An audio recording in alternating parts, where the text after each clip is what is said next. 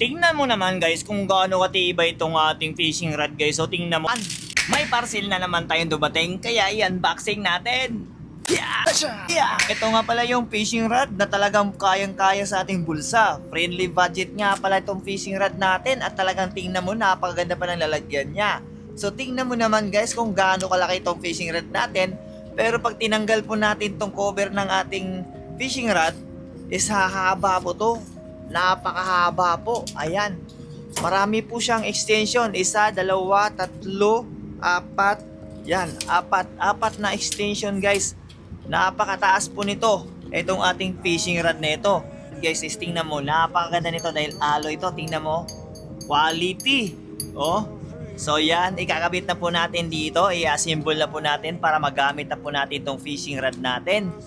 Ayan. Napakaganda po nitong fishing rod na to guys. So, ikakabit lang natin dito guys. So, ayan o, kakabit lang natin dyan. Tapos, pipihitin lang natin dito guys. Ay, akyat para mag-lock. Ayan guys. Oh, diba? Pwede ka na mamingwit dito guys. Tapos, tatanggalin lang natin to. Ayan. Tanggalin lang yan. Tapos yan, ganyan. Ayan guys. Napakahaba to guys oh. Ayan guys oh. Tingnan mo guys oh. Ganyan sa kahaba guys. So ayan oh. Oh.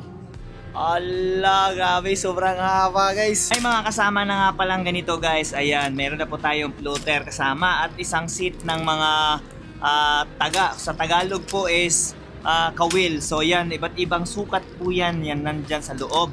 At may kasama na rin siyang pain. Yung parang yung parang ut-ut. Ayan oh. Yan, dalawa. Tapos meron na rin siyang mga swivel dito. At yung patunog-tunog pag nakakuha po ng isda. Meron nga rin pala siyang nylon guys. So ayan, ito po yung nylon niya guys. So napakarami at napakatibay po nito. Tingnan mo naman guys kung gaano katibay itong ating fishing rod guys. So tingnan mo, number na para na rin siyang kawilo. Tingnan mo ang forma niya guys. So ayan, napakatibay po nitong ating fishing rod guys. Tingnan mo naman. Oh, napakatibay po nito guys. Tingnan mo. Oh yan guys oh. Napakatibay po nitong ating fishing rod guys. Kahit pa malaking isda guys, baka yung nylon na lang yung bibigay talaga. Ayan guys oh, napakatibay. At hindi lang yan, madali lang po itong ligpitin guys nitong ating fishing rod na ito guys. 5 layer nga pala ito. Tapos madali lang itong ligpitin guys. Tingnan mo pag ayaw mo na mamingwit guys, is luluwagan lang natin yan dito. Ayan, luluwagan lang natin yan dyan. Yan, baba mo lang ng konti. Tapos yan, tanggal na yan. So huwag mo itong wawalayan dahil importante ito. Dahil ito po yung maglalak dito guys. So ayan o. Para hindi po siya maggalaw-galaw na paakyat-paakyat dyan. Ayan, lalak mo lang yan dyan. Tapos yan, meron pang lock dyan ulit. Tapos paikot mo pa ulit. Ayan, nakalak na.